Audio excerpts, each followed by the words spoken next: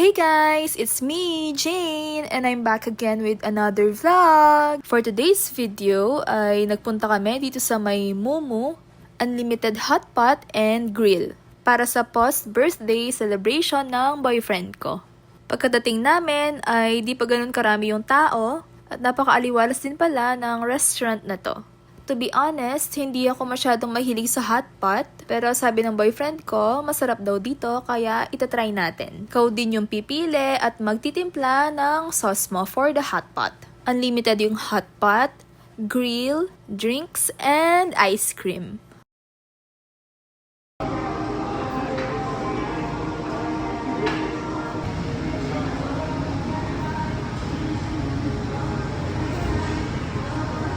Meron din pala silang claw machine na kaaaliwan ng mga bata.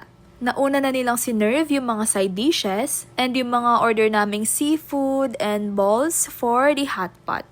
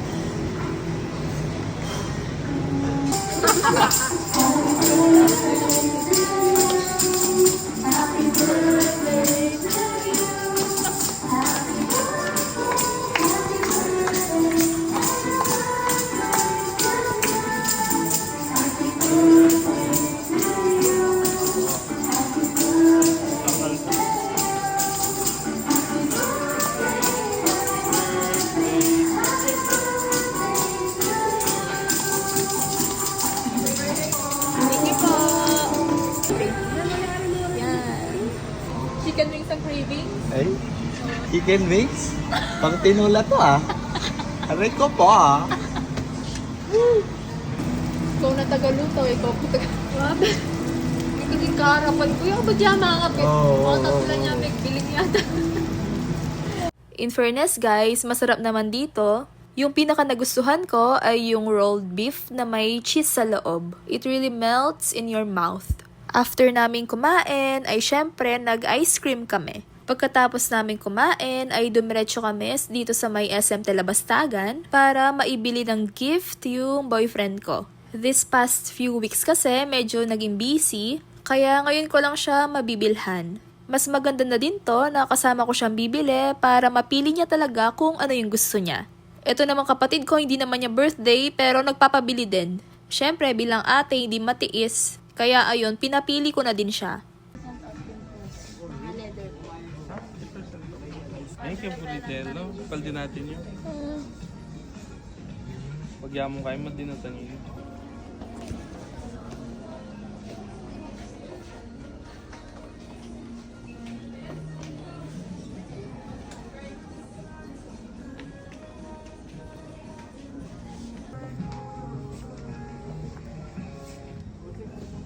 Marami minimalist sa mga anime. Natingnan.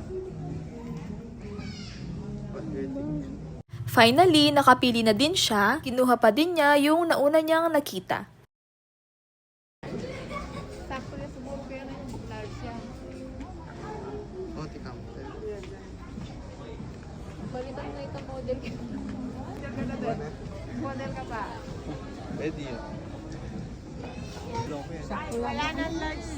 Ibang color.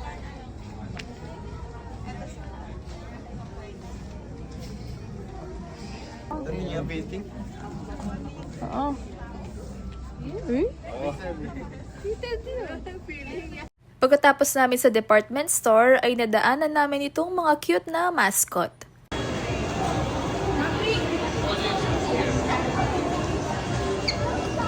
Since magko-coffee kami after nito, bibili muna daw sina mama ng yaw-yaw since ayaw daw nilang umorder ng coffee. Change po, ma'am.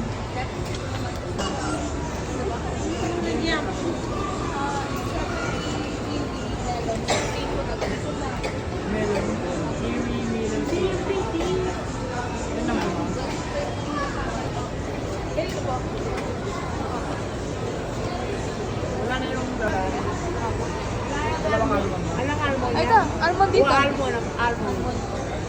Inform ko lang.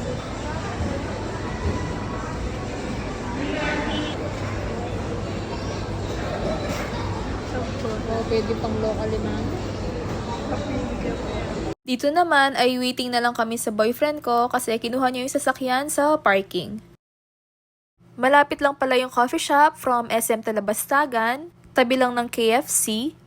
Dito kami sa may Keta Cafe na nagsiserve ng authentic Vietnamese coffee. Kaming dalawa ng boyfriend ko ay ilang beses nang nagpunta dito. Nagustuhan talaga namin yung coffee at yung matcha. For me, lasang-lasa mo talaga yung authenticity ng Vietnamese coffee.